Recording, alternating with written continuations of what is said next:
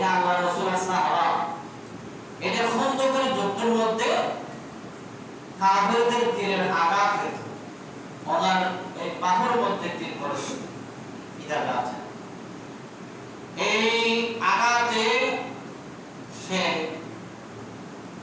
বেশি কষ্ট পাচ্ছে আর বাহু থেকে বেশি রক্ত পড়তেছে আল্লাহ রাসূল যখন দেখলো সাদ ইবনে মুআযের বাহুর মধ্যে তীর লেগেছে তীরের আঘাতে তার শরীর থেকে রক্ত ঝরে পড়তেছে আল্লাহ রাসূল গিয়ে তো মুবারক লাগিয়ে দিলেন তো মুবারক লাগিয়ে দেওয়ার সাথে সাথে সাদ ইবনে মুআযের রক্ত পড়া বন্ধ হয়ে গেল সুবহানাল্লাহ আঘাত তো আছে ওই সময় তো কোনো সিলার ব্যবস্থা ছিল না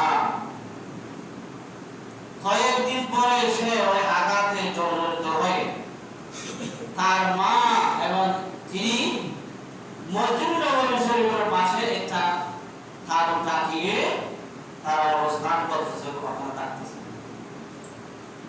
কিছুদিন পরে সে সেখানে মারা গেল শহীদ হয়ে গেলেন ইন্না লিল্লাহি ওয়া ইন্না ইলাইহি রাজিউন এই সাদ ইবনে মুআজ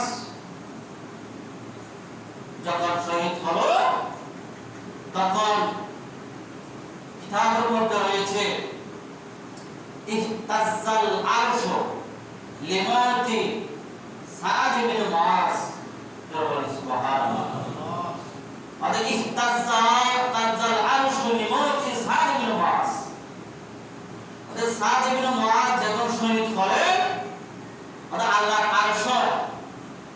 আরশ কেবল কম্পন সৃষ্টি হয়ে গেল তাহলে বোঝা যাচ্ছে এমন একজন সাহাবা যার ইন্তেকাল যার শহীদ হওয়ার কারণে খোদার আরশ পর্যন্ত তার মহব্বতে কি করলেন কামানি শুরু করলেন এই সাহাবা এমন সম্মানিত সাহাবা কিতাবের মধ্যে আছে হযরত জিবরাইল আলাইহিস সালাতু ওয়াস সালাম আসমান থেকে সবুজ রঙের রেশমি কাপড়ের পাগড়ি পরে জিবরাইল আলাইহিস সালাতু ওয়াস সালাম অসংখ্য ফেরেশতা নিয়ে জমিনে আসলেন এবং সাদ ইবনে মুআযের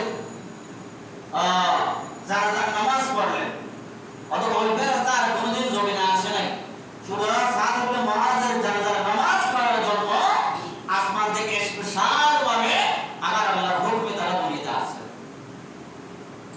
জানাজা শেষ হলো ওনার কবর তৈয়ার হলো হ্যাঁ একটা ওয়ায়াত আছে হায়াতুন নবী নিজে তার কবরের মধ্যে শুয়ে গেলেন সুবহানাল্লাহ কত ভাগ্যবান সাহাবা তার কবরের মধ্যে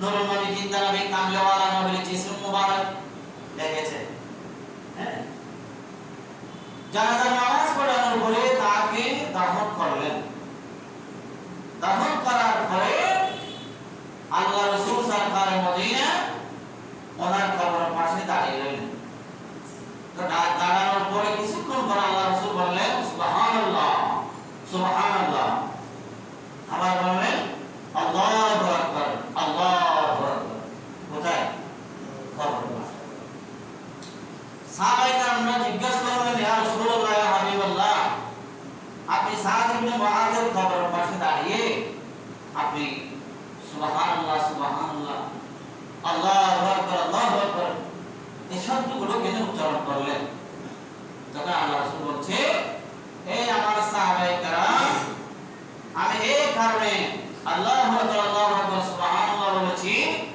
অর্থাৎ মুআজ সাদ ইবনে মুআযকে যখন কবরে রাখলেন তোমরা মাটি দিয়ে সরে এলা তখন সাদ ইবনে মুআযকে ওদের দুই পাশের কবর মাটি এমন ভাবে চাপ দিলেন ওদের সাদ ইবনে মুআযের এই পাশের মাটি ওদের ওই পাশে সরে যাচ্ছে জোরে সুবহানাল্লাহ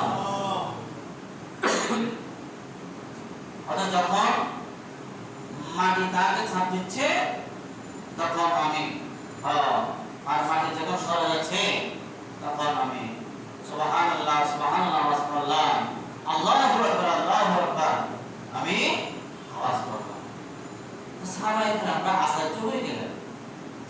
ইবনে মুআজ যার জানাজা পড়ার জন্য অসংখ্য ফেরেশতা দুনিয়াতে আল্লাহ পাঠিয়েছেন, যেগুলো আর কোনো সময় দুনিয়াতে আসে নাই, এবং যার কবরের মধ্যে সরকার মদিনা শুয়ে পড়েছিলেন, নবী নিজে জানাজা পড়িয়েছিলেন, হ্যাঁ, যার জন্য ইহতাজ্জাল আরশু লিমাউতি সাদ ইবনে মুআজ, আরশ কম্পন সৃষ্টি হয়েছে, কেটে উঠেছে। এত কিছু মর্যাদার অধিকারী, এত নিয়ামত পেয়েছে, এরকম বান্দাকে যদি কবরে সাপ দেয়, তাহলে আমরা কোথায় যাব? আমরা কোথায় যাব? তো কিতাব আছে, অতএব এই কবর সাপ থেকে কোন মানুষ রেহাই পাবে না, কোন মানুষ রেহাই পাবে না, কবর সাপ দিবে। তার এতগুলো ইবাদত করে লাভ কি, দান করে লাভ কি, মসজিদে এসে নামাজ পড়ে লাভ কি, মসজিদে টাকা দিয়ে লাভ কি? হ্যাঁ, যদি কবর সাপ থেকে আমরা রেহাই নাই পাই, তখনই মুফতি আহমদ ইয়ার খান নয়মি রহমাতুল্লাহ আলাইহি এটার সমাধান হচ্ছে, এই আশিক রাসূল, এই বান্দারা তোমরা মরে শুই না, তোমাদের মন পূর্ণ করি না, তোমরা খুশি মনে থাকো। কেন? অর্থাৎ কবরের সাপ কেউ কে দেয় মহব্বতের সাপ, আর কেউ কে দেয় দুশমনের সাপ। কেন? যেমন একটা বিড়াল যখন ইঁদুর ধরে, ইঁদুর এমন ভাবে ধরে, ইঁদুর আর করতে পারে না, নড়াচড়া করতে পারে না, ইঁদুরের গায়ে থেকে কি পড়ে? রক্ত জড়িয়ে পড়ে। আর ওই মুখ দিয়ে, ওই জবান দিয়ে, ওই দাঁত দিয়ে বিড়াল তার বিড়াল ছানাকে ধরে, কিন্তু বিড়াল ছানা আওয়াজ করে না, কষ্ট পায় না, ঠিক কি না? কারণটা কি? বিড়ালের ছানাকে মহব্বত দিয়ে ধরে, আর বিড়াল ইঁদুরকে ধরে শাস্তি দেওয়ার জন্য, বক্ষণ করার জন্য। হ্যাঁ, ব্যবধান এটাই। আর কবরে ইমানদারকে আশিক রাসূলকে সাথ দিবে মহব্বতের সাথ। আর তুমি যে আমার কবরে এসেছো, আমার কাছে এসেছো, তোমাকে স্বাগতম, তোমাকে ধন্যবাদ, এভাবে মহব্বতে কি ধরে? সাথ দিয়ে খবর করে। আর নেককার বদকার মানুষ যখন আসবে, দুশমন রাসূল যখন আসবে, তখন কবরে এমন সাথ দেবে, যে সাথ দেবে সেটা দুশমনের সাথ, এটা শাস্তির জন্য দেবে। সুবহানাল্লাহ, আর তো বড় সুবহানাল্লাহ। তাহলে দেখেন, তাহলে কবরও আশিক রাসূলকে কি করে সম্মান করে? মহব্বতের সাথ দেয়। একজন বন্ধু আর বন্ধুকে আশাবাদে ধরে না, আলিঙ্গন করে না, এটা কিসের? মহব্বতের আরো ভালো লাগে, ঠিক আছে? আর যখন দুশমনি করে মানানোর জন্য ধরে, তখন কি আরাম পাওয়া যায়? তখন কি হয়?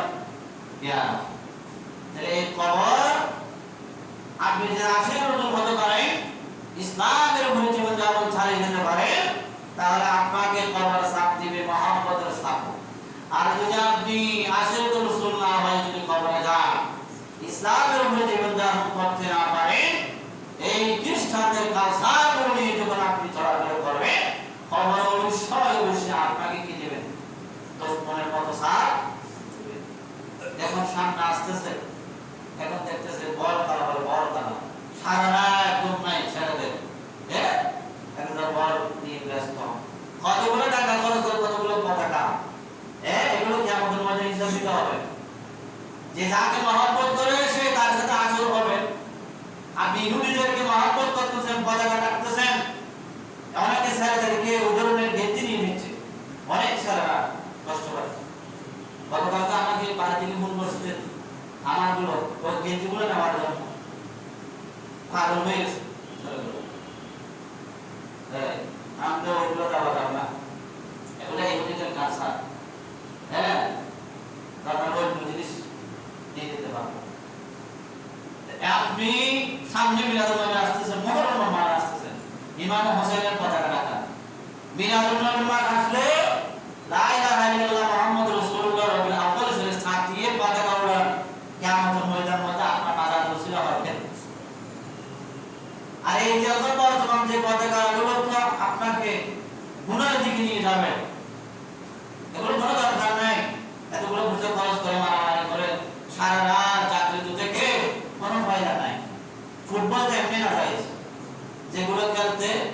কি হয় সতর দেখা যায় পুরুষের সতর হচ্ছে নাভি থেকে হাঁটু পর্যন্ত এই ফুটবল খেলতে তো সতর দেখা যায় কিন্তু তা হারাম কবিরা গুণ তো কবিরা গুণ যে একটা কাজের মধ্যে হচ্ছে তা আপনি ওদের সাপোর্ট করবেন কেন আপনি মুসলমান হন এগুলো দেখবেন না এগুলোকে সাপোর্ট করেন না হ্যাঁ ওই টাকাগুলো পারলে এলাকার এতিম অসহায় মসজিদে মাদ্রাসা দিয়ে দিন সওয়াব পাবেন আখিরাতের মাঠে আপনার নাজাতের উসিলা হবে এগুলো করবেন তো যা হোক টাইম হয়ে গেছে হযরত ওমর ফারুক আযম রাদিয়াল্লাহু তাআলা কথা বলতে পারে নাই আল্লাহ পাক রব্বুল আলামিন প্রশংসা সুযোগ করে ফারুক আযম রাদিয়াল্লাহু তাআলা আলোচনা করব এবং আমাদের মসজিদের কাজের জন্য দুটো ভাই টাকা দিয়েছেন একজন 2000 দিয়েছেন 1815 টাকা হ্যাঁ তাই আল্লাহ পাক রব্বুল আলামিন তাদের একজন 2000 একজন 1500 টাকা দিয়েছেন আল্লাহ পাক রব্বুল আলামিন আজকে মওলানা